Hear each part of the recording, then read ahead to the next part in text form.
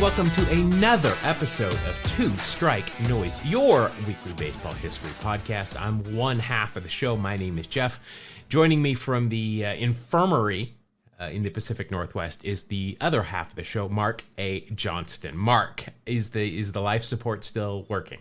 Yeah. So far, so good, man. I don't know if it was something I ate or what, but wow, I'm feeling interestingly odd.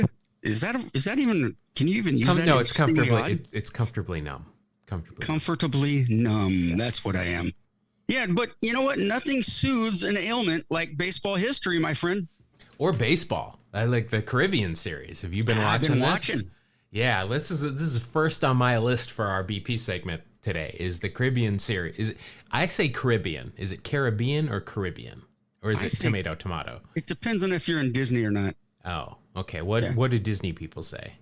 Caribbean. All right, I'm going to go with Caribbean then. There you go. The Caribbean series on ESPN Plus, which I don't think it's ever been there before because I certainly haven't seen it, but it's been a lot of fun.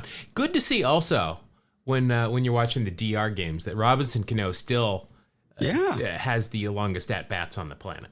He does. He's the modern human rain delay. Yeah, Mike Hargrove. He is he assumes he is the star of the show every at bat. That's it right there. He takes forever. But let's get to some other things here in our BP segment before we get into the main part. Now, first of all, Mark, I texted you about this earlier in the week. I got other people that were sending us DMs about this. The Mariners have done something that has physically upset me. Like I am angry at this. I'm triggered. And it might preclude me from watching a single Mariners road game the entire season. Yes, I know. You weren't real happy with the uniform choices. No, so the Mariners have retired their gray road jerseys. How do you, as a professional baseball team, retire a gray road jersey? Yeah, I'm not sure. Okay. So they're just going to wear those high school navy blue jerseys. Those are their road jerseys for this upcoming year, is what they've said. Right. Which, if you've listened to this at all, you know they disgust me. They make me physically angry. Like I would punch a baby if there was one in front of me when I see those. They are not professional baseball quality uniforms. Now they are going to wear them 81 times a year, they say. But what happens if they go into, I don't know, somewhere like Cleveland or Minnesota or somewhere where they have got, as the home team, they get to decide what jersey they're going to wear first. What if they wear a solid blue jersey? What are the Mariners going to do? Yeah, that would be weird. You can't have two full color blue teams out there. If I am a team that has a alternate navy blue jersey, I'm wearing it every time the Mariners come to town. Do they go shirts and skins? What happens? I don't know. Man, that sounds scary. Well, I don't think Vogelbach's not on the team anymore. Wow. No, we make fun of that, but we also traded pictures of Daniel Vogelbach is looking slim and ready to go right now, my friend. He's looking good, I gotta say. Yeah, he lost half of Vogelbach. He's just Vogel now. Is his name. He lost the back. Let's see. I got some other things here. An actual baseball history thing here. I found this out because I was looking through, there was a thread on social media about, hey, give us a rule change that would be fun. And I was reading some of these and somebody said no batting order. Like everybody has got to bat at least once before somebody bats twice, but no batting order. And it led me down this because of it's like reading the reasoning actually was pretty interesting, and it led me down a rabbit hole. And up until the 1880s, you didn't have to turn in a lineup card to the umpire when the game started. So you could send up the first time through the order anybody you wanted, but that was then your batting order. Right.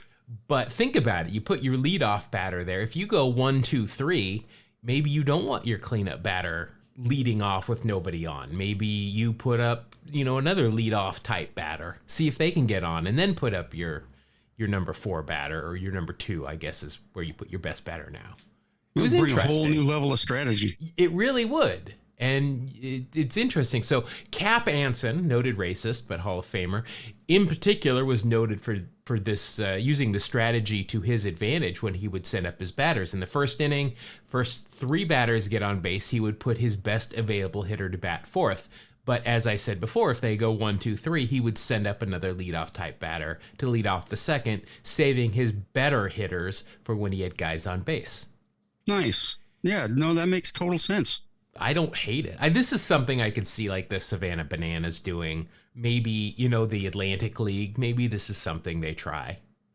He's completely different, but I am on board for it. Just try it in a couple games. See how it goes. Yeah, or spring training. Sure. Yeah, I know. I thought it was a good idea.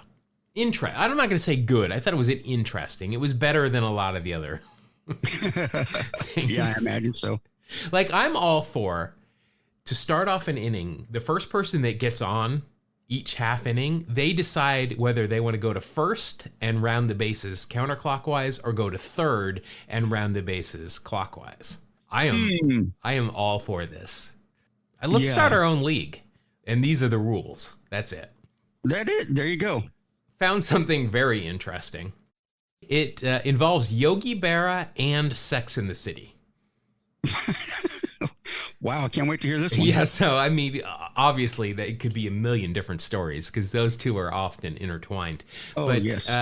New York Yankees legend Yogi Berra filed a $10 million lawsuit against TBS, claiming that the network used his name in a racy advert for its Sex in the City.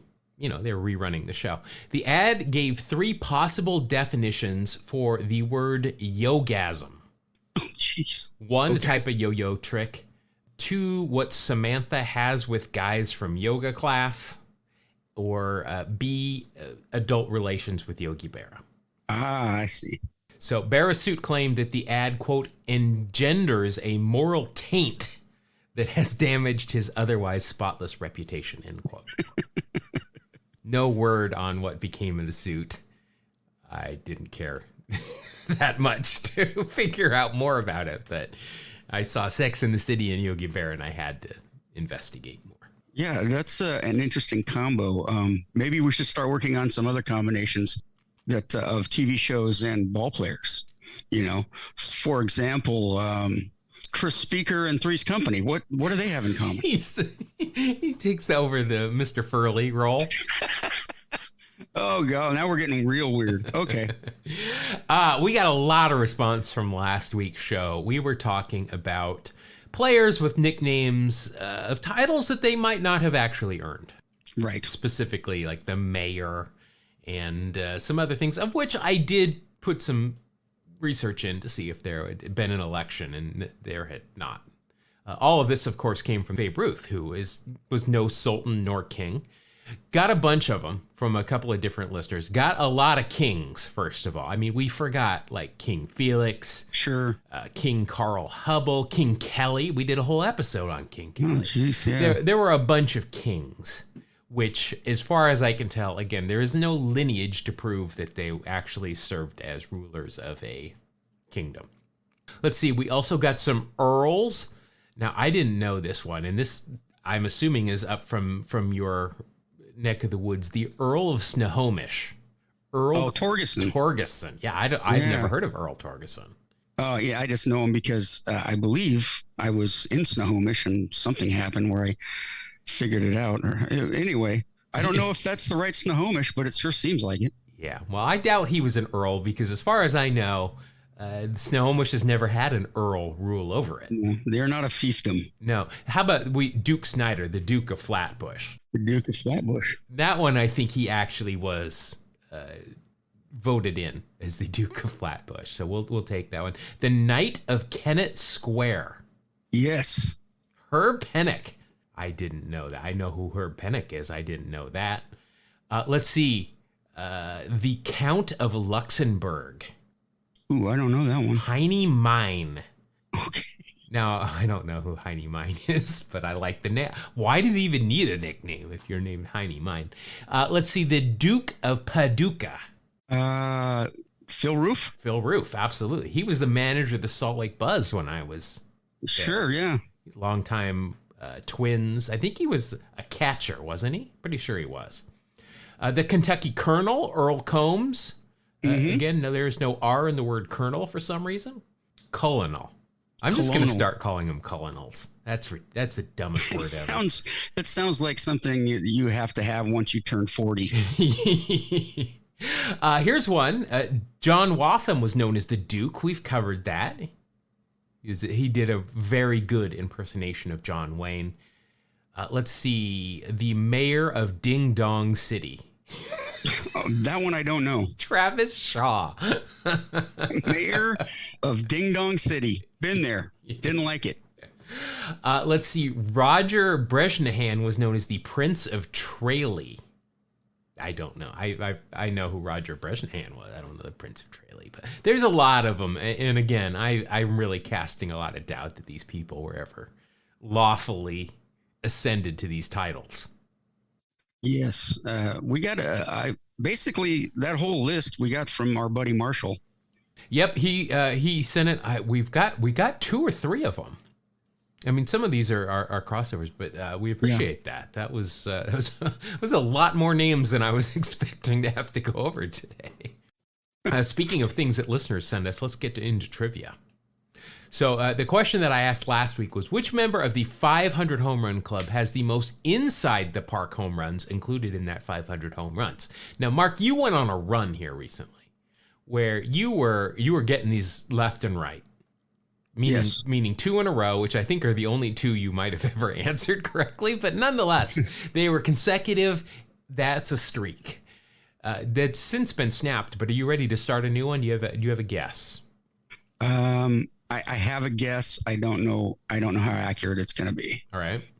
I'm going to say Ernie Banks. Ernie Banks is nowhere to be found on the top of this list. Well, he had 500 home runs, So the correct answer is Babe Ruth. I think when it's a home run question like that, Babe Ruth's always a pretty good assumption. But Babe Ruth, 9 of his home runs were inside the park jobs. Now, 5 of those 9 were at Yankee Stadium, where, if you remember, center field was at times anywhere between 460 to 490 feet away. Right. There are no monuments at this point, but just literally a field out there where you could, if you got it past an outfielder, you can run all day. He was probably chugging beers and slamming some hot dogs around in second base. He probably could have walked home. This is pretty expansive out there. After those 9 by Babe Ruth, Jimmy Fox, good old double X, had 7. Willie Mays and Mickey Mantle had 6 apiece. We did get some right answers from some of our usual listeners: Brian Krause, Shane Swarznak, Danny Clark, and Alan Armas. A couple of new names there. I like it. Nice. Yeah. Welcome. Good job, guys. Welcome to the club. So, new trivia question that I will give you the answer next week. We're going to get political here, since we were looking at the at these people with these fake elections where they've won these titles that they didn't actually earn. Who was the last player to hit a home run in Major League Baseball while sharing the same last name as the president at the time that they hit it? Wow, we're digging deep here. Hey, these. If it was easy, it wouldn't be called trivia, would it? It would just. Good point. No, and with our listeners, they're going to get easy ones too quickly. So you got to throw the ethos every once in a while. Yeah. Now I think you can get. I mean, I don't think there's any baseball players currently playing named Biden. I don't think there's ever been a Trump in the major leagues. Pretty sure there hasn't been an Obama. I'll let you just work backwards from there. Okay. I'm just giving you some hints, but all right, that's going to do it for our BP segment. Mark, I feel stretched out. I'm ready to go. Are you ready to get into the main segment of the show? Yeah, I got a little cramp, but I just need to run it off. Yeah, I'm fine. Well, you're DHing today, so don't worry about it. Just go into the trainer's room until you're at bat. Mark, I've been sharing pictures. We got a bunch of pictures from Fantasy Camp this week. I've been sharing them with you, and I was trying to figure out what should we talk about this week. And I was looking through these pictures, and I saw pictures from our very first game the very first game that we played at camp. And I remember, I think it was my second at bat. I'm up there. Again, first time I've seen a live human being throwing a ball at me from a mound 60 feet 6 inches away since I was in literally like 5th grade. And I got nailed I wore one.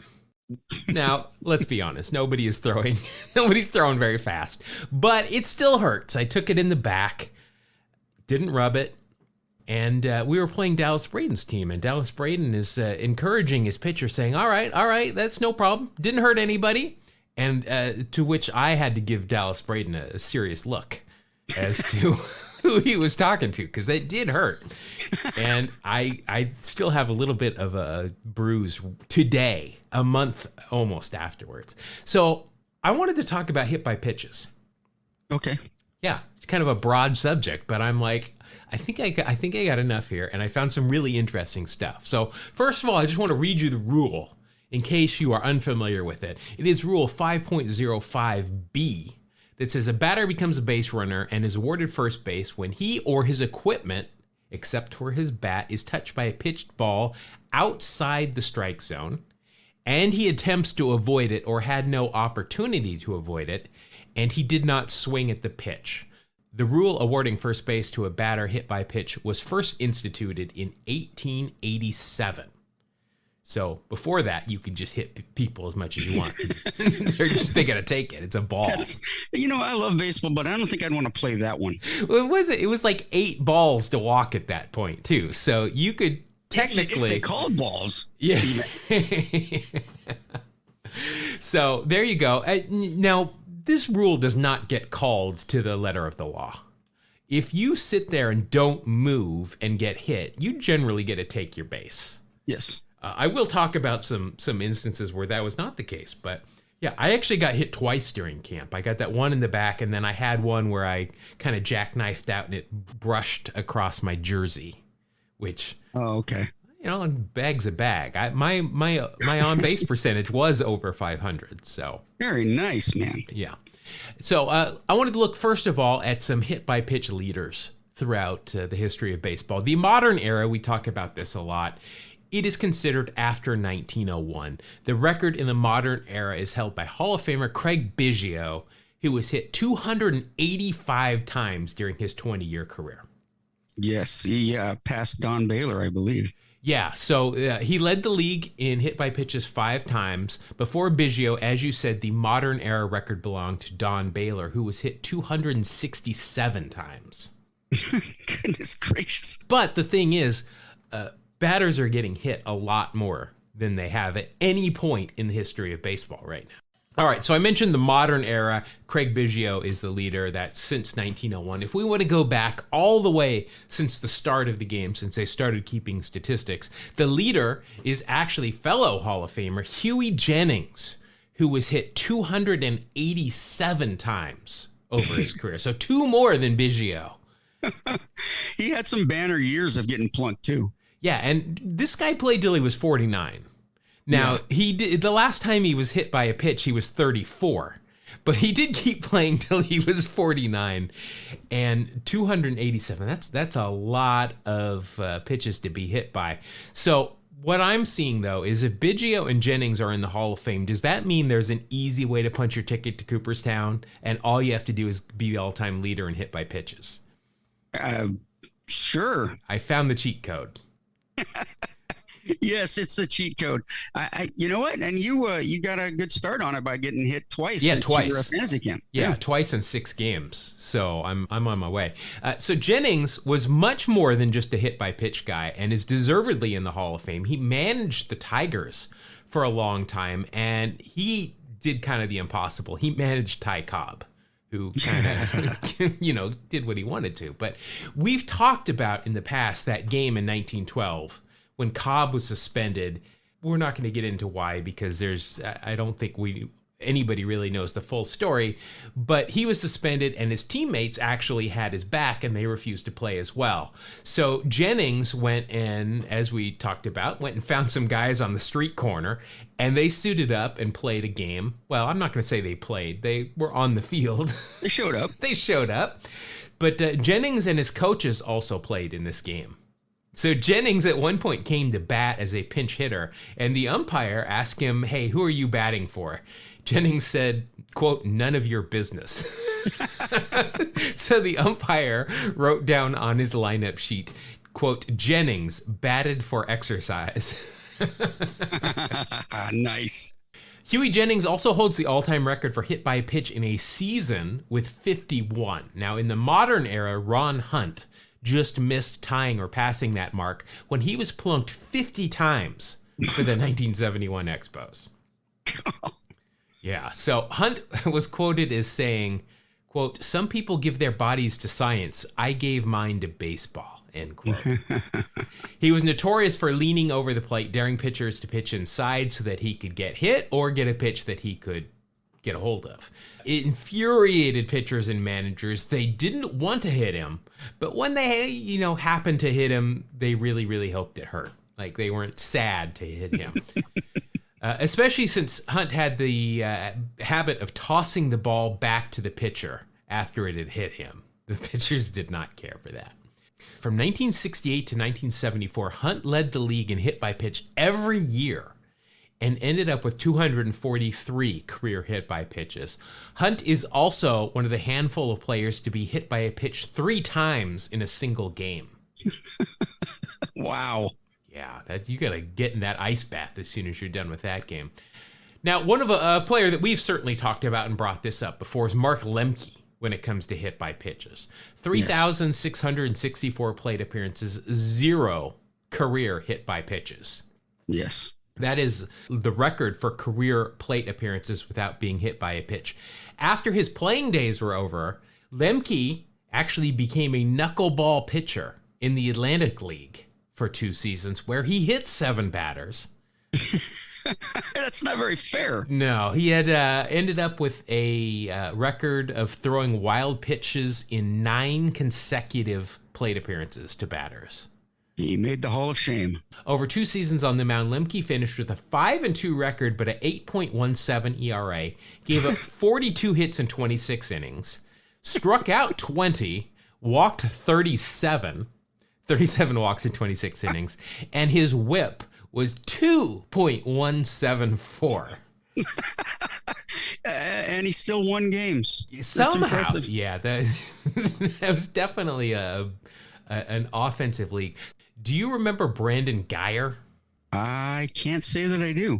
So he played for 7 years in the big leagues. He came up and played 5 years with the Rays in 2011 and then 3 with Cleveland. His career total base on balls, 91. Career hit by pitches, 85. Wow, that's awesome. His nickname, La Piñata. Very apropos. Some more records. Just last season, the New York Mets set a league record for most times hit by a pitch in a season when they were hit 106 times. Goodness gracious. The previous record was set way back when by the Cincinnati Reds back in 2021. So the team mark for hit by pitch has been broken twice in the last 2 seasons. So as I said, people are getting hit a lot more these days. People are getting flunked. People are crowding the plate, maybe. Well, and everybody wears so much protection up there too. There's not as much fear of getting hit like that. Going the other way, pitchers who have hit the most batters. Gus Weiing holds the all-time mark with 277. Gus had a couple of nicknames. One was Cannonball, Rubber Arm Gun, and Rubber Winged Gus. So he pitched a lot. This was quite a ways back. He was the last player also to take the field without a glove of any sort for defense. Okay. So yeah, he was out there hitting batters, and he didn't even have to drop his glove if someone charged the pitcher's box at that point. He was ready to go. He could just get in the boxer's stance. Yeah. Yeah. That's probably his defense. Yeah, that was as soon as he released the ball. I think this was underhand, elbow must be locked type situation too. So Gus also had some run-ins with the law that I did want to mention, including being arrested in January of 1892 when he was accused of stealing pigeons from a Louisville pigeon show. Oh, well, who hasn't done that? Yeah, I've written down right here, to be fair, who has not shoved a pigeon in their pocket at one of those big fancy pigeon shows? Right. I mean, come on. They're begging for it. That's right. Now, it should be mentioned that Gus was later acquitted at trial. So maybe he paid for the pigeon. I don't know. Let's see. Also, in January 1901, he married Mamie Gehrig, a future cousin of the New York Yankees star Lou Gehrig. Nice. Yeah, it's getting in early. In the modern era, Walter Johnson, the big train, holds the mark. He hit 205 batters over his career. A couple of other single season and single game marks by pitchers. Phil Nell plunked 54 batters in 1891, and the record for most hit batters in a game by a single pitcher is 6, held jointly by Ed Nuff and John Grimes. Well, I have never heard of any of these guys. No, me neither, but wow. If you're hitting that many batters in a game in a season, I can see why we might not have heard of you. You might have a control issue. I did hit my fair share of batters when I was on the Madden Fantasy camp. Hey, man, that outer part of the plate, that's yours, pal. Yeah, I know. And, it was just a tickle when I hit them. It was, yes. I'm not throwing heat. So I wanted to talk about some notable hit by pitches.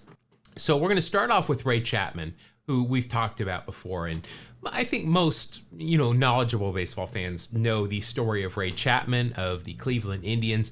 He was hit in the head by Carl Mays on August 16th, 1920, and died the next morning. Now, Chapman was known to dive over the plate when batting. Reports are that he did not even move when the pitch struck him, meaning that he never saw the ball and thusly couldn't get out of the way. But Ray Chapman is the only known death caused by a hit by pitch during a baseball game, a professional baseball game at least. Yikes. May 31st, 1968, Don Drysdale hit Dick Dietz with a pitch that would have forced in a run and would have ended Drysdale's scoreless streak at 44. Now, we talked about earlier the rule saying that you have to make an attempt to get out of the way, but that rule is rarely enforced. Well, umpire Harry Wendelstadt ruled that Dietz made no effort to avoid the pitch, made him get back in the batter's box, and Dietz proceeded to fly out, and Drysdale's scoreless streak continued up until he had thrown 58 2/3 scoreless innings consecutively. That's interesting. That was the big moment. The rule was enforced there. I know Drysdale was a knock him down kind of pitcher. Well, this one was right down the middle of the plate. He happened to stick his elbow right there. You like Reggie stuck his hip out when that, then it should have been a double play. The throw from second or short. Yeah, exactly. So Pittsburgh Pirate Doc Ellis. Now, obviously, most people know Doc Ellis because of the game that the no-hitter he threw supposedly while on acid. Well, Doc Ellis was an interesting character, I will say that. He once tried to hit every Cincinnati Red during a game in 1974. Why? So he thought, this is Big Red Machine territory here. When the Reds were the big bad baddies in the National League. And Doc thought that his team, the Pirates, who were, a very good team. This is a really good team. He thought his team was afraid of the Big Red Machine. So he wanted to show both the Reds as well as his own teammates that he wasn't afraid of anybody. So he hit the first 3 batters and then accidentally walked Tony Perez. And he accidentally walked him because he was trying to hit him as well. But he had a hard time because Perez, seeing what had happened in front of him, went up to the box. He did not dig into the plate at all and was actually bailing out on each pitch, having seen what had happened. So Ellis threw behind Perez, trying to get him as he backed out of the box. But he missed and walked him. So then up comes Johnny Bench, 2 pitches at Bench's head that he ducks out of the way, and then he was removed from the game. My goodness. Now, see, I don't think I'd throw at Johnny Bench. Well, I like Johnny Bench. I wouldn't throw at him either, but there's some other big dudes on those Reds teams I wouldn't throw at either. But that was the point. Doc Ellis was out there to show, because apparently the Reds had kind of been yucking it up in the dugout before the game as well. He kind of looked in his own dugout and everybody was already kind of defeated. And so he went out there and he said, I'm going to hit every one of these you-know-whats and show them that we're here too. So, I respect him for it. Might not have been the right way to go about it, but... Well, he was trying to do something. Yeah, trying to help his team out. All right. A little bit more recently, Lord knows we've talked about this enough, but we're going to talk about it some more. August 4th, 1993. Robin Ventura becomes the first batter to be hit 6 times in one at-bat. That's, of course, because Ventura charged Nolan Ryan on this play. Here's Ventura, RBI single in the first. Watch out. Look at this.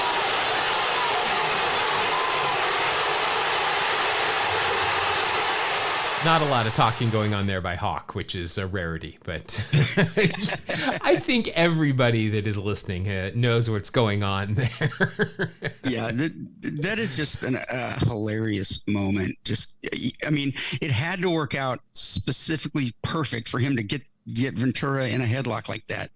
It was amazing. It's one of my favorites. I'm reading one of Tim Kirkjian's books right now, and it just so happens he's got, which also led to this subject of hit by pitches, because he had a chapter on hit by pitches, and Robin Ventura is actually in there, and this is the quote about that incident here from Robin Ventura himself. He said, quote, "He threw so hard and it hurt so much, I didn't know what I was doing. I just took off after him because of the pain. I got about halfway to the mound, came to my senses and said, what am I doing charging Nolan Ryan? But I couldn't turn back at that point," end quote. That's awesome. So, when you get mad sometimes, you see red and you act impulsively, and that's what he did. But when you're halfway to the pitcher's mound at a major league ballpark, you can't turn around and say, no. Yeah, you're committed. Yeah. So I watched that whole brawl again, and all I did was kept my eyes on Bo Jackson, and he is literally tossing people around, and then he gets in the middle, and people are trying to pull and push everybody except for him. Nobody's touching him, and I don't blame him. He just looked like a man amongst boys in the middle of that scrum. But all right. Some other more recent hit by pitches. September 28th, 1995. Kirby Puckett of the Twins is hit by a pitch thrown by Dennis Martinez. It struck him in the cheek. It was a fastball. It broke his jaw and loosened 2 teeth. It would end up being the last regular season at bat for Kirby Puckett ever. During spring training the following year, he developed glaucoma, which of course ended his career. Puckett is on record as saying that Martinez's pitch had nothing to do with his glaucoma, and he held no ill will towards Denny. El Presidente. Hey, was he elected Presidente? Oh no, I think we mentioned that last week. I was going to say otherwise. Why did nobody send that in? But I'm pretty sure I mentioned that one last week, so we'll let our listeners off that. And yes, because you said yes, he was the president of Central America. Which I did look it up, Mark, and there is no country called Central America. What? Actually, a bunch of countries are considered Central America, and they do not have. They are all sovereign. There is no one leader for them. So, yeah. Well, I stand corrected. Yeah, it happens once in a while. All right, and the last one I wanted to talk about, July 25th, 1999. Albert Bell versus Shigetoshi Hasegawa. Getting shiggy with it. One of the best timely nicknames, because that's right about when that song was popular, Getting Shiggy with it. But he didn't want to take his base after Hasegawa hit him in the bottom of the 11th inning. Now, Bell had 3 home runs in the game already, and no doubt wanted to walk it off with his 4th, but it didn't happen, and he wanted to stay back. 16 times. I guess he was either 17th. They hit 3 in a game. Yep.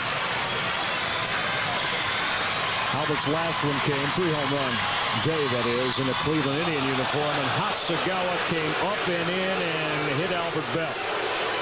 And Albert obviously not pleased, or did it hit him? Yeah, Ed Hickox is saying you've got to go to first base. Well, we've seen this. Now, the funny thing about this is grazed his nose. Oh, okay. He got hit in the face essentially with a fastball, and he does not want to leave home plate. He just wants to hit. That's so funny. And man. had to be marched down to first base all the time. Though he's glaring out at the mound, and you know that glare from Alot Bell, so you know he was hit, but he did not want to. He wanted to swing the bat, which I can appreciate. Yeah, absolutely. But there you go. So there's a brief history, if you will, of the hit by pitch and some famous hit by pitches. I'm sure Very I nice. missed a couple, but that's what I had. All right. So, Mark, that's going to do it for the main segment of the show. Let's head into everybody's favorite part of the show. I say everybody's. When I'm editing the show, it's not my favorite part, but and usually the outcome is not my favorite part either. But regardless, my opinion doesn't matter. Let's get into this week's edition of Wax Packs Heroes. Gotta pull a wax back hero. Dark stars in his eyes. Back hero. On a podcast tonight. All right, Mark, looking at the scoreboard, I had a big win last week. Yes, you did. Ichiro. Amazing win. Yeah, my last card was Ichiro, which put me over the top, and I am now trailing you just by one. The scoreboard reads 16-15. We're playing to 20. You are the two-time defending back-to-back champions. I am the Seattle Mariners in this situation, have never won a championship. But I'm not retiring my road grays. I'm not. You're definitely putting up a fight this time, man. Yeah. And I'm wearing my road grays today because I'm going to tell you I'm going to go first, too. Okay.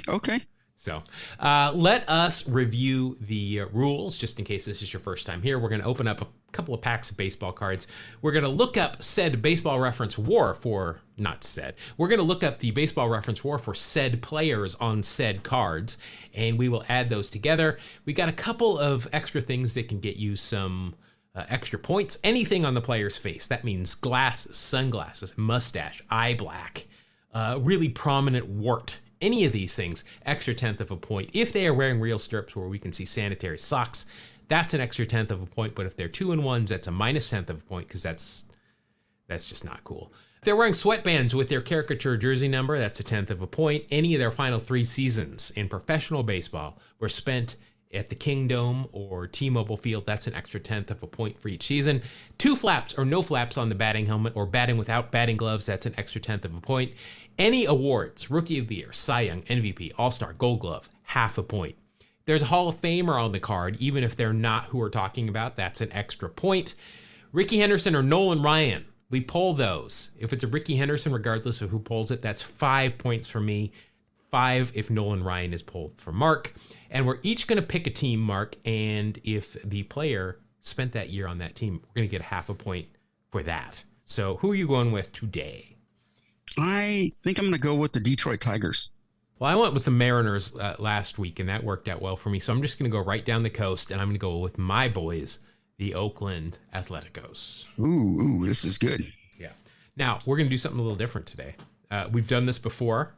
So we are going to open up a couple of packs of 1991 AAA baseball cards. Ooh, nice. And now when we did this last time, we're kind of we're figuring out how to do this. What we're going to do, since some of these players, well, they didn't make the big leagues in 91, obviously, most of them, we are going to take the highest WAR year for them in the big leagues, and we will base everything off of that. Awards, perfect. Baseball reference WAR, all of that. So I've got 2 packs, Mark, left hand, right hand. Which one would you like? Going right. Going right. All right. Like I said, I am going to go first because I want to wear my road grays. There you go. All right. So we're going to get going here. I'm going to start off with a member of the Sachs family. It is not Steven, though. It is his brother, Dave Sachs. Now, just let it be known that Dave Sachs at no point was ever on Sabrina the Teenage Witch. Right. That's a good point. Steve Sachs, of course, definitely was. Let's see. Looking at this, here he is with the Columbus Clippers, which I believe were the Yankees farm club at this point. But let's see. His best year in the big leagues, he spent part of 5 seasons in the big leagues. His best season was 1986, where he had a WAR of .2. That's the only time he was in the positives. Overall, let's see, 4 games for that year. He hit 455. How are you not giving him more ABs? With a home run and an RBI, a 239 OPS plus. He is 239% better than the average player that year, and he's only got 11 at-bats. Come on now. Yeah, I'm sure that would have held up too if he got 500 at-bats. Yeah. So here he is. He's behind home plate. This is a staged photo. He's got his batting helmet doesn't have any ear flaps on it, but I can't go with that. And I think he was actually with the Red Sox at this point. I did not know that Columbus was ever a Red Sox affiliate, but it sure appears as if it was. Of course, brother to Steve Sachs, who we mentioned. We mention him all the time because, of course, he was on Sabrina, the Teenage Witch, and had quite a good career. All right. So I'm at least not starting out the bad way. All right, next we have got outfielder for the Scranton Wilkes-Barre Red Barons. It's Jim Lindeman. Jim Lindeman? Lindeman. Yeah. Yes, okay. I believe, I remember him. I think for some reason, I want to say he played for the Tigers at some point. I remember him with St. Louis. I think you're right. He did go to the Tigers. Yeah. 1 year with the Tigers. He came up with St. Louis, 9 years in the big leagues, 4 with St. Louis, 2 with Philly, 1 with the Mets, the Astros, and the Tigers. His best year looks like it was 1991 with a .4. Wow. Really racking up the points here. You might get to a 1 pretty soon. Yeah. Let's see. So 1991, wow, he appeared in 65 games for the Phillies. He hit 337, an on base of 413. Nice. 12 RBIs, 13 walks, 14 strikeouts, a 129 OPS plus, and as I said, a positive .4. Nothing else on this card is going to help me out. Let's see. Overall, he played for 9 years in the big leagues. He did a little bit in the postseason. 1987, he was with St. Louis. First round draft pick by the Cardinals in 1983. I like to mention when that happens. 4 career stolen bases, so that's pretty solid. 4 more than we've got combined. Yes, but he's also been caught stealing 3 times, and I've never been caught stealing. No. And I don't know if this is still true, but at least in 2010, he was coaching freshman golf at Rolling Meadows High School. Nice. All right, next I have got his teammate at the Scranton Wilkes-Barre Red Barons, infielder Gary Alexander. Okay. Getting a lot of real common names here that we're all familiar with. So Gary Alexander at least, never made the big leagues, apparently. So. Oh, okay. And he's got 2-1s. So. What are you doing, dude?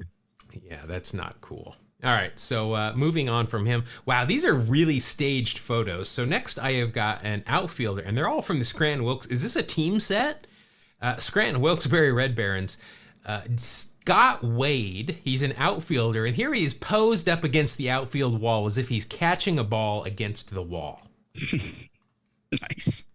All right, well, it says Scott Wade, minor and Mexican League stats. So that tells me he never made the big leagues. Oh, yeah. Yeah, he definitely did not. He played a lot of AAA ball.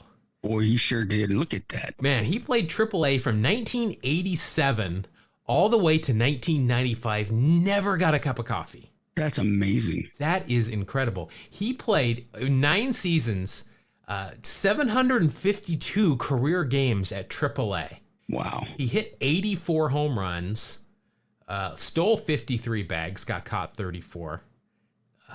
That's tough. But I mean, boy, he stuck with it, didn't he?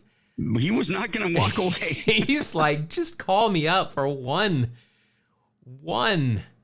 just game. Just get me in there. But yeah, couldn't do it. Here's a quote from him. As long as you can keep doing it, why go out in the real world? That's a good point. Yeah, good for him. Yeah, right. I mean, I could see that with you or I. If a team will have us, we'll play. Wouldn't even have to pay us. All right, so nothing. Oh, he's got a mustache. He's got a good mustache. I cannot wait to share with I've shared some pictures on social media of my mustache from fantasy camp. But, yeah, right. I think you got a 2-pointer personally. Oh, yeah. Yeah. All right, next, here's a guy we've heard of. He played in the big leagues. I think last I knew, he was a batting coach over in, I believe, in Korea. Here he is with the Syracuse Chiefs outfielder Rob Ducey. Oh, sure. Blue Jays? Yep. So let's see. Rob Ducey ended up, 13 years he played in the big leagues. And his best WAR was 1999 with the Philadelphia Phillies, a 1.1. No awards, but I will get a 1.1 out of that, so I'll take that. It's bigger than just a fraction. Yeah, it's not bad. 104 games, hit 261, 383 on base. It's not too bad. 8 home runs, 33 RBI, a 110 OPS plus, and as I said, a 1.1 WAR. You know, he is wearing those that like what are we calling those? The sweatshirts with the big, you know, that look like they're plastic, like you're trying to lose weight. Yes. What are those called? He is wearing one of those under his batting practice jersey, but I don't think we're giving extra points out for that. Beyond that, nothing else on this card is going to help me out. Oh, he's currently the hitting coach for the Fubon Guardians in the CPBL, not the KBL. Oh, okay. All right. Well, this is surprising, but I'm excited for this next card. A manager card for the Richmond Braves. It's Phil Niekro. Oh, nice. So, going by the rules that we have set forth, do I get a look for his best WAR year? Yeah, I think so. All right, I'm all for it. Let's see. That would be 1978 when he was an All-Star, Gold Glove, got Cy Young votes and MVP votes, and finished with a 10.0 WAR. Oh, man. So I like this rule, and not to mention that he is a Hall of Famer. Yep, you're right. So that will be, let's see, that's 11 plus the All-Star and the Gold Glove. That is a 12-point even.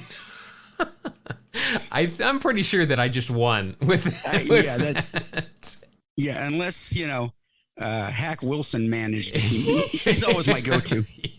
Let's see. So this year in the big leagues, with that 10.0 WAR, he went 19-18.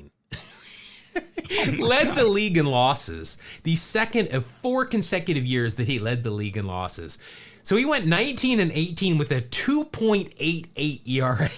Oh my goodness. 22 complete games to lead the league. 4 shutouts. Led the league in innings pitched with 334 and a third. Led the league with hits given up with 295. Led the league in earned runs given up with 107, but still had an ERA of 2.88.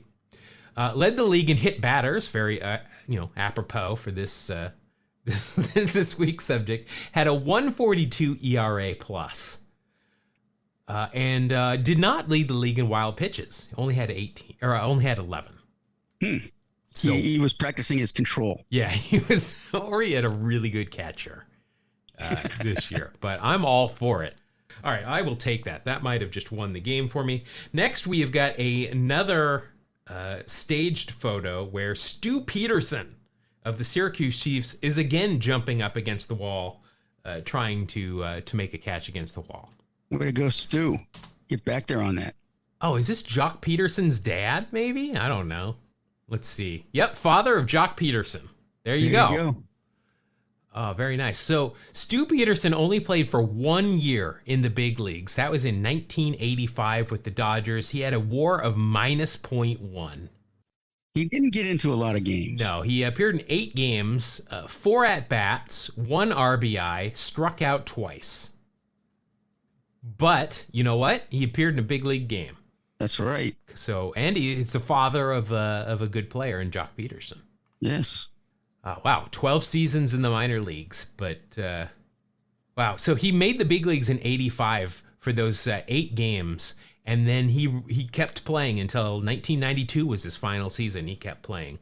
Didn't get another call back up. All right, so I'm down to 2 cards left now. I've got a pitcher here for the Richmond. I think I've had 3 teams in this whole pack. Richmond, Syracuse, and Columbus. Yes. Let's see. Pitcher for Atlanta with real stirrups and a mustache. I like where this is headed. Randy Kramer. This is not the guy that lived next door to Jerry No, that's Seinfeld. Cosmo. That is Cosmo. Oh, that's right. This is Randy. So Randy Kramer played for 4 years in the big leagues. Final year with the Mariners in 1992. So I got that going for me. Yep. His best year was in 1990 with the Cubs with a .2 WAR. Let's see. He split it with the Cubs and the Pirates that year, and actually had a -.3 with the Pirates. So I'm going to scrap that, and I'm going to go with 1989, where he had a .1. There you go. But he does have the real stirrups and the mustache. That'll be a .3. 1989, he went 5-9 with a 3.96 ERA. That's not too bad. 111 and a third innings pitched, 52 strikeouts, a 85 ERA plus. Overall, first round draft pick. Not overall, but he was a first round draft pick by the Texas Rangers in 1982. Also played in the CPBL. We mentioned that when he does that for the China Times Eagles, where he went 0-1 in 2 games. So he did not like it. He did the thing. Hey, I'm just assuming he did the thing where he goes there. Yeah, I can't deal with this. I'm not. I culture shock. Yeah. Oh wait, I forgot. His final season was with the Mariners, so I'm going to get that. That's right. All right, so I'm up to 14 even, and my final card is a member of the Richmond Braves. He does have real stirrups on, which I like that. It is Bruce Crabbe, Crabbe. Bruce Crabbe. No clue who that is. Well, it's Bruce Crabbe, obviously. Well, he did not make the big leagues. He spent 9 years in the minor leagues, but never got a call up. 87 through 92, he played in AAA, but then that was it. He did not get a call up. He's still going to get me a 10th of a point for those sweet, sweet sanitary socks I can see. But wow, first round draft pick by the Expos in 81. Didn't sign. Then he was drafted many, many times after that. But yeah, boy, just never couldn't get that final call up. And it looks like in AAA he hit 258. That's about, looking at his seasons there, that's about what he did. Yeah. Yeah. All right, so 14.4. 14.1. I'm actually really happy with that.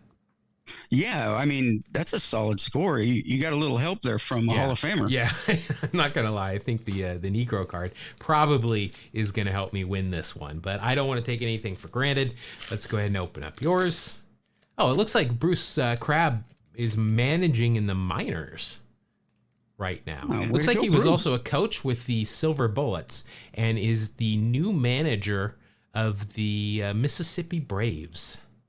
There you go. Nice. He's still around. Do you want to lose the top or bottom 3? Let's drop the bottom 3. All right. So here we go with your cards. We are going to start out with a member of the Colorado Springs Sky Sox. I think this guy looks like a baseball player. Nothing's going to help you out on this card, but Luis Lopez. It's a baseball name, too. Definitely. All right. So Luis Lopez played for 2 years. 2001 with the Blue Jays, 2004 with Montreal. He had a WAR of -.6 and -.4.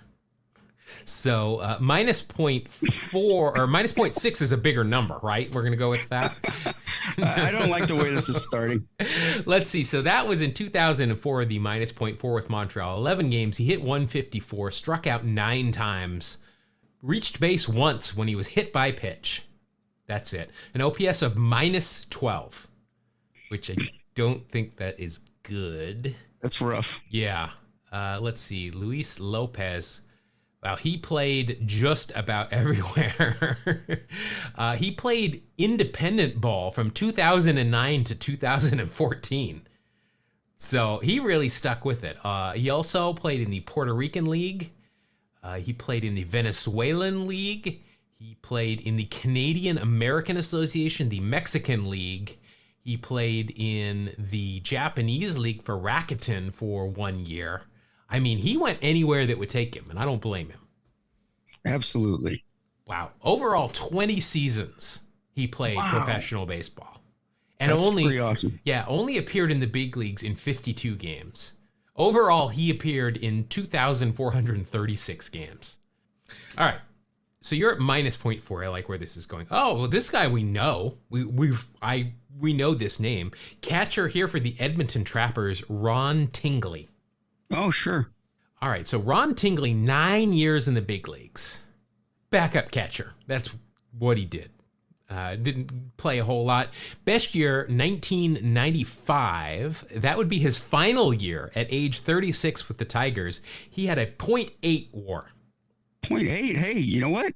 That's solid for me so far. Yeah, and for a backup catcher, that's pretty good. Yeah. 54 games. He hit .226, 307 on base, 4 home runs, 18 RBI. Did get thrown out stealing. I'm going to guess broken hit and run. 84 OPS plus. But I mean, that's exactly what you want from your backup catcher, right? You don't care. Any offense is just a bonus. Right. Absolutely. Wow. He was traded from Cleveland to California for a player to be named later who ended up being Mark McLemore. Oh, nice. That's a pretty good player to be named later. In 1984, he played on the Salt Lake Gulls. That's a team that I went to a game or two of. Right. I very well could have, I don't know if I was in Salt Lake at that point, but I could have seen Ron Tingley play in the minor leagues. He played so few times the first couple of years that he got called up that he was not, he was designated a rookie up until age 32. Well, not everybody can be a 21-year-old rookie hotshot. No, but again, we're getting a lot of lifers here in this in these packs, which is interesting. Pretty cool, actually. Yeah, boy, he played till age 37. I mean, I guess so. He played for Lake Elsinore. Looks like he probably got hurt. Played in the California League in 1996 for 13 games, and then that was the end of his career. So, all right. Your next, it's a Denver Zephyrs card. You know what? So in 1991, that means that Colorado had 2 minor league teams. They had the Colorado Springs Sky Sox and the Denver Zephyrs. Interesting. Now, this guy I know. It's another catcher who played in the big leagues. I remember him with the Twins. It is Tim McIntosh. I don't recall him. I'm pretty sure I remember him because he was in the Twins organization when I was in. Oh, okay. In Salt Lake. Let me double check, but yeah, he played in Salt Lake in 1994, which is exactly when I would have been doing stuff with the Buzz. Let's see. Overall, Tim McIntosh, 5 years in the big leagues. Let's see. His best WAR year was a positive .1. So you've got that going for you. At least it's a positive. Yep, and that was 1991 with the Milwaukee Brewers, his second year. He played 5 games his first year, 7 his second year. He hit .364 for a 197 OPS plus, and he did hit a home run. So I mean his slugging is .727. He has 4 hits. 1 was a double, 1 was a home run. Wow. Well, Tim McIntosh is a member of the Collegiate Summer Baseball Hall of Fame. Oh, nice. The Cape Cod League. He led the league in batting with a .392 average for the Chatham A's, which is the team that Freddie Prinze Jr. played for in Summer Catch. Oh, yes. And he played 1 season in Japan for Nippon, your favorite fighters with ham. Our favorite. Yeah. All right. Now this card is going to be, wow, this is interesting. It's not a manager card. It's a coach's card. Ooh. Where there are 3 coaches standing around and all 3 of their names are on this. So this is what I'm going to do. I'm going to read you the names. I'm going to let you choose one of them. They are all wearing real stirrups. So that's good news. There's 0.3 of a point for you right now. Coaches' names. I only know one of these names. Jim Dwyer, Gorman Heimuller, and Paul Kirsch. Yeah, I'm going to have to go with Jim Washer and Dwyer. Yeah, he's the only name I know. I think he was with the Orioles where I remember him from. Yep, me too. Jim Dwyer, let's see. Wow. 18 years in the big leagues. Very nice. 8 with Baltimore, 5 with St. Louis, 3 with Minnesota and Montreal, and then a couple of other teams.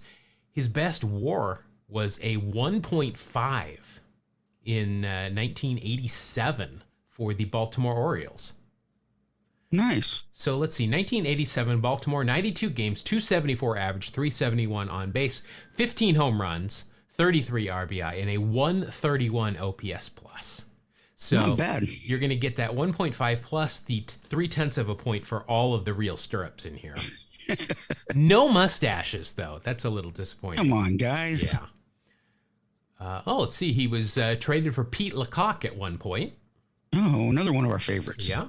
During the 1982 season, reached base 13 consecutive times over 4 games. Wow. That is pretty impressive. Bill James, who we have mixed feelings about, named him as the number 4 in his list of the greatest bench players of all time. Huh. All right. So that'll take you up to 2.3. Next, we have got infielder for Rochester, the Red Wings. It's Jeff McKnight. McKnight played a few games. Yeah, so McKnight in his baseball reference picture has got just the epitome of science teacher glasses, but not on the card. Right. Overall, 6 years in the big leagues, 4 with the Mets, 2 with the Orioles, and his best WAR season was a .1 for both 93 and 89. Well, I guess it doesn't matter. You're going to get a .1 regardless. But one was in only a couple of, let's see, one was in 6 games, the other was in 105 games. So I'm going to say that 93 was probably his best year. 253 average, 311 on base. He hit 2 home runs, 13 RBI, 72 OPS plus.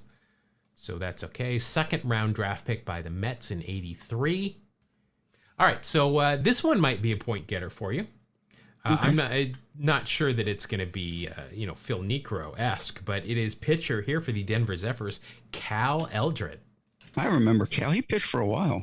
Yeah, I remember. I think the Brewers is where I remember him most. Mm-hmm. Let's see, 14 years in the big leagues, 9 with Milwaukee, 3 with St. Louis, 2 with the White Sox. And his best WAR, very nice, 1993, a 4.4. I'll take that. Wow. Yeah, that's not too bad. Let's see, that was good for 1993 with Milwaukee. He went 16-16 with a 4.01 ERA.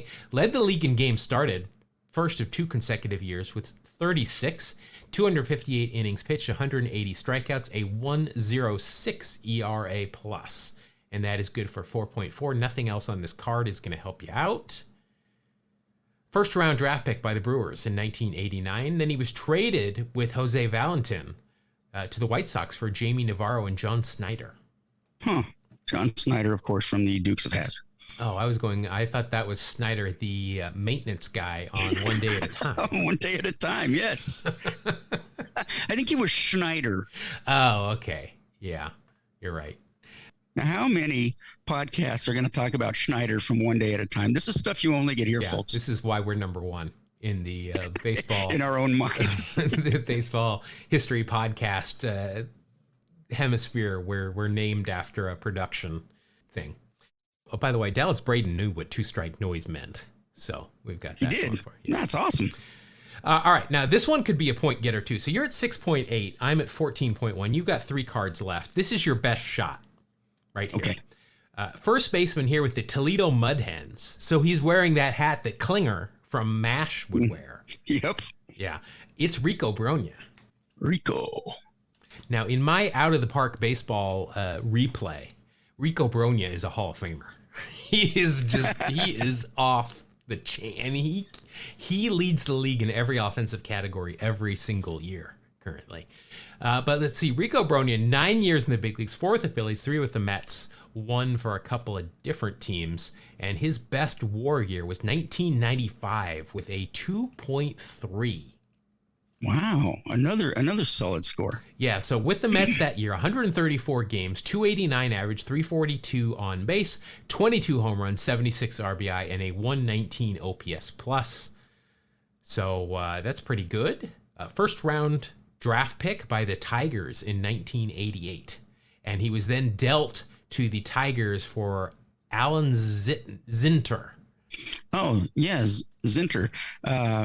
Yeah, he played in the PCL. I'm trying to remember. Was he a Mariners farmhand? Well, he only appeared in the big leagues 2 years for Houston and Arizona. In the PCL, let's see, Iowa. He was with Tacoma in 1997. Okay, because I remember the owner of the Tacoma Rainiers always called him Zitner. Well, I've never heard of him, but I have heard of Rico Brogna, and he helped you out there. There you go, Rico. Wow. Initially signed a letter of intent to play quarterback at Clemson University, but chose baseball instead. Hit the first ever home run at Colorado Rockies Coors Field on opening day. Well, that's pretty cool. Yeah.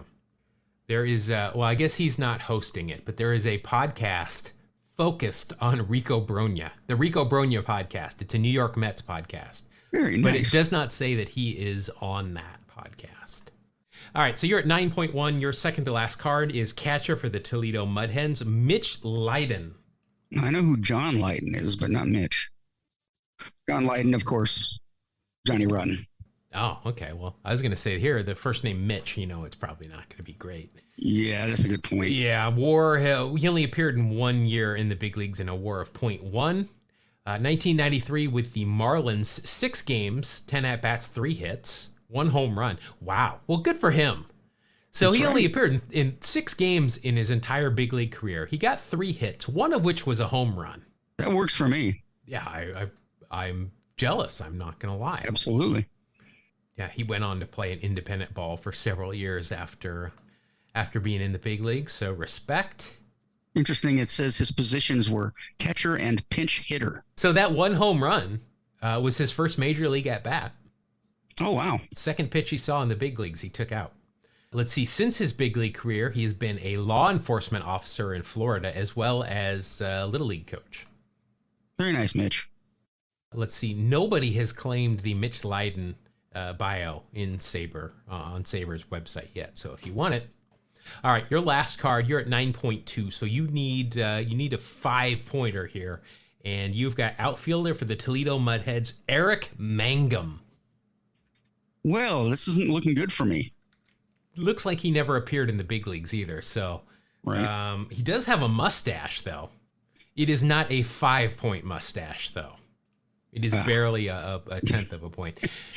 What would a 5-point mustache look like? I'm not sure one's ever been grown. I don't think so. Yeah, But probably not. It's probably impossible. He did play quite a bit. Well, he played in AAA in Mexico.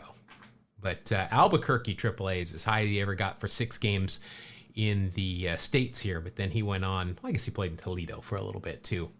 Thusly where we got this picture from. But a lot of time in the Mexican League where there are no stats listed for him. Right. And he does not have a Wikipedia page nor an IMDb page. So unfortunately, that will level your score off at 9.3. And what that also levels off is the scoreboard. It is now 16-16. So we're first 1 to 4 wins it now. We are in a battle, Dogfight. deathlock battle. Yeah, it's a dogfight. But there you go. Might not be as exciting as the normal cards, but I like these because we get some different names that we don't pull all the time. So Yeah. all right, so that'll wrap it up for this edition of Wax Packs Heroes, and let's start to wind down this episode. Thank everybody again for listening. If you cannot get enough of us, you can find us all over the internet. We are at Two Strike Noise on all of the socials, Facebook, Twitter, Instagram, all those kind of things. And Mark, we also have an email address that people like to send things to. Sure. You can write to us at twostrikenoise@gmail.com. Spell it out, TWO, strike noise @gmail.com. All right, and be on the lookout for it here in the next week. Mark, this week you and I are going to do a video. Yes. And I don't know, we might do it live and then we'll edit it down, but might be a chance for people to watch us do something live and interact with us on the fly. But we are going to go ahead and look through and kind of relive my time at fantasy camp. And I think it'll be helpful because there are a lot of videos, well, not a lot. There are some videos on YouTube about different teams' fantasy camps. But I want to really, go through and tell you what it's like to do one of these fantasy camps and share a lot of these pictures and videos that I got from here and from other people. So hopefully that'll be fun. You can make fun of the way I run because I apparently run like a turtle. I have just determined.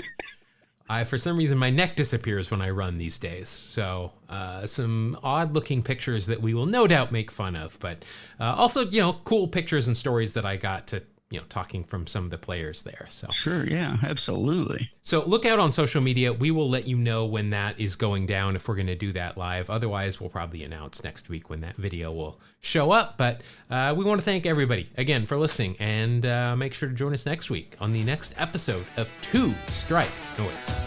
Thank you. God bless you. Have a great day.